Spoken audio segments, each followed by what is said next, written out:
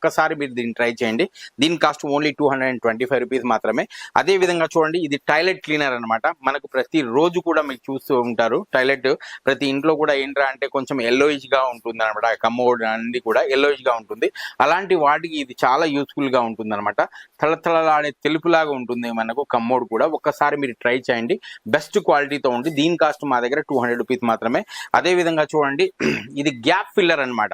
ఏదైతే మనకు టైల్స్ మధ్యలో గ్యాప్ కానీ లేదా అంటే ఏదైనా సందులో కానీ గ్యాప్ వచ్చి ఉంటుంది కదా, అది ఫిల్ చేస్తుంది అనమాట. ఈ విధంగా ఇది ట్రాన్స్పరెంట్ లా ఉంటుంది.